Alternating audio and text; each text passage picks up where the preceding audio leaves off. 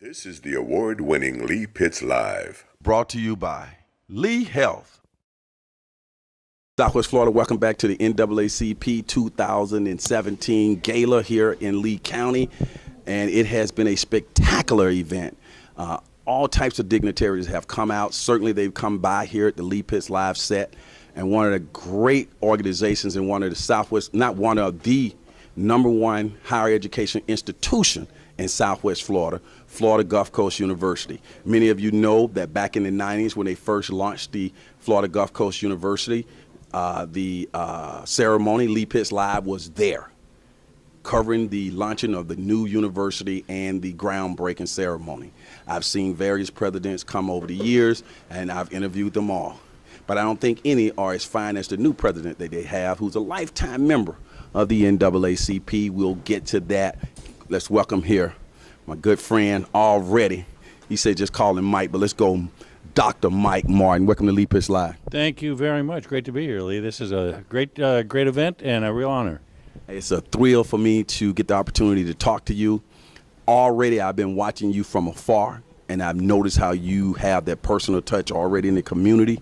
It seems like that's just a part of you to get out and meet the community and be accessible. Well, this is a university that belongs to this community in every possible way, and I know that. And so it's my intention to make sure that no one forgets we care about the place we live and the people we call our neighbors and our friends. So I'm going to keep on the road and keep connecting for the institution, but we have a great history in that. And of course, my predecessor, Brad Bradshaw, was a master at that, a man I've known a long time and admired.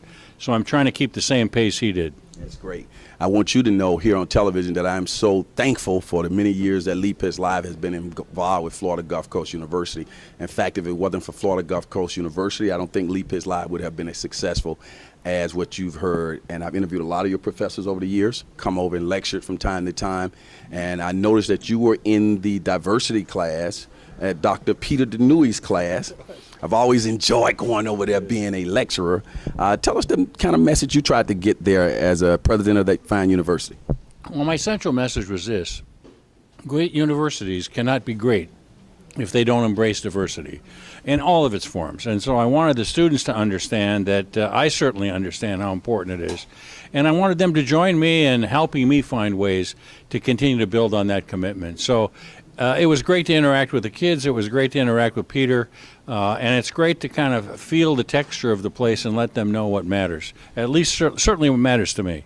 J. Webb Harden over there, I know over the years he's been involved in community outreach. He's been in diverse community and mainstream communities. And I'm sure he's going to be getting you around. But when people think of higher education and diversity, what do you think diversity does in terms of student population, in terms of your overall education experience? Well, I think diversity really creates the great culture that we have that gives every student a chance to interact with someone different from them and to learn from one another and to appreciate the unique character of every person that we have on the campus. And also, we want to be a role model for the larger society. We want to send messages about what matters.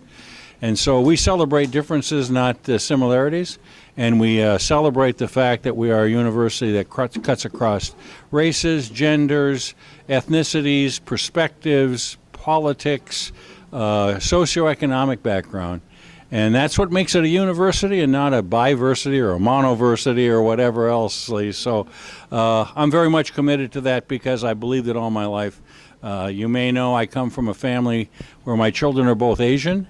And so I have kind of a biracial family already, and I celebrate that with great regularity as well. So it means a great deal for a university to embrace the values of diversity, and we're going to continue to do that. Now, off camera, you showed me something that was in your wallet. I want you to pull it out, and we'll talk about that on camera. Something that you're very proud of. Yes, I am. Let's see if we can find it. As he looks for this is his credit card. No. Here we go. This is his NAACP membership card. Is that a lifetime membership? About 30 years. You see? And not only do you have it in your pocket. 30 years. Tell us your first introduction to the NAACP and how that came about?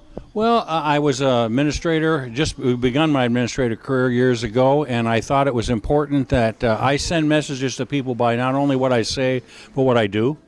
And in the process of trying to send a message about my commitment to diversity, I thought this was a great organization that has had a great history of standing for the very things I care about. So I joined the NAACP, and I've continued to be a member year after year because I continue to believe in the mission. But I also want people to know that everyone can join, everyone can be a party to it, and it sends messages to those around us that they're great organizations we ought to all support.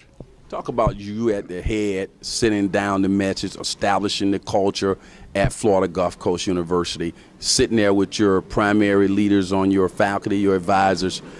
Do you speak out in meetings and say things about diversity? Absolutely. And I let it be known that if we don't embrace those values, and if people who come to our institutions don't embrace those values, they ought not stay there.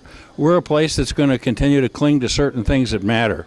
And that's fundamental, I think. I think we should always pursue excellence, and I think excellence clearly involves bringing people from all kinds of backgrounds together to address important issues. One of the things I thought was very unique and impressive about your contract with the university is that it's performance-based. You do a good job. There's no long-term anything, and you seem to welcome and embrace that.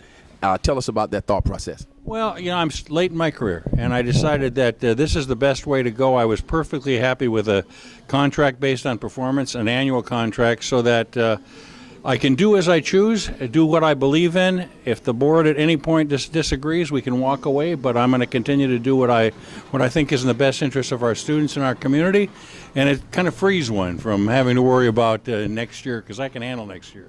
One of the things I noticed that was huge, for the first time here, a university has a NAACP chapter on campus. And the students stood up. That is just tremendous. How involved have you been with that process? Well, I certainly encourage them to get going, and I've agreed to be first a member of that chapter and also to make the first contribution to that chapter financially. So they came to see me, and I said, I'll help us get jump-started with a check, and we'll also get off and try to do some good things on campus together. That's outstanding, man. You already making a name for yourself. We're going to wrap this up, but, of course, I'm going to get you in my studio in the future for a more in-depth interview. But it's good to see you out here at this event, touching the people. And when we look at Florida Gulf Coast University down the road 5 years from now, what are some significant things we're going to see changed? Well, I think we're going to continue to see a commitment to make sure students succeed at the highest possible level. We're going to make sure that our institution is connected to this community so that every student who wants a higher education in this region has a place to go and a place to work when they leave. And I want to continue to be an example to those around us of the way we ought to treat one another in a civilized manner. So all those that's where we're going, my friend. The Florida Gulf Coast University and its commitment to the environment. We talk about a wide range of things on Lee Pitts Live. Tell us how has that been recognized statewide in terms of the university's commitment to the environment? Well, I think everyone knows, first of all, we live in a fragile environment. The campus itself is in a fragile environment, so we have a responsibility to treat our very presence in the best possible way. We are very committed to sustainability. All of our buildings are LEED certified gold. We hope the new one will be platinum, but we certainly are gold. We are committed to recycling. You know, my predecessor drove an electric car. I drive a hybrid. I couldn't quite go electric like Brad, but I'm close. Get some good gas mileage there. Absolutely. The faculty that you have there in terms of its diversity, in terms of how you see the faculty when you look at it, do you feel pretty good? You have a good representation of America? Well, I don't think we're as far down that road as we ought to be. I think we've got a diverse faculty, but I don't think you can ever stop trying to be more so. We've got to continue to recruit people who not only are excellent in their discipline, but also create an image for the institution that demonstrates that everyone is welcome. So while we've done a good job, I think there's much more to do, and we're going to keep working at it. How are we doing in terms of our outreach to diverse students, and particularly disadvantaged students, and is there a way that they can be able to matriculate on that fine campus? Oh, absolutely. And we are going to continue to reach into every high school and every community, first in the region and beyond, to ensure that they know that they're welcome on our campus. We're going to try to build some stronger relationships now with the Native Americans near us, but we are certainly going to continue to look wherever we can and send deep messages that we are open for business for everyone. Let's talk about more important things, basketball. It is important. It is very important. Oh, Dunk City. How are we looking? Are we still maintain that Dunk? We're going to maintain that Dunk City reputation? Well, I certainly think so. I watched them practice a little bit the other day, and it's an interesting team. Some big guys up front and a little tiny guy in the back, about 5'3", who's pretty quick. I think Joe's got a good team this year, and I'm confident. I'm sure we'll win the ASUN and get another automatic bid to the NCAAs, and I think we could go ways this year. You think I can get Joe as an interview since I know you who can get him on my TV show? I believe I can do that. I think I can work that out. We'll get that message out. We'll get Joe Dooley over here. That's what you do. You talk to the president, you get things done. Well, Mr. President, it's been a pleasure, Dr. Martin, having you here on the show. And we look forward to working with you in a big way in the future and continuing to promote the best university in the whole state of Florida, in my view, Florida Gulf Coast University, right here on Leap Is Live. Thank you, Lee. Appreciate it enormously. I'll give you 30 seconds to say something to our TV audience. Well, I just want to say it's a pleasure to be with a local celebrity. It kind of puts me in the right company right away. And I hope we have many more opportunities to work together in whatever ways we can to make this a better place.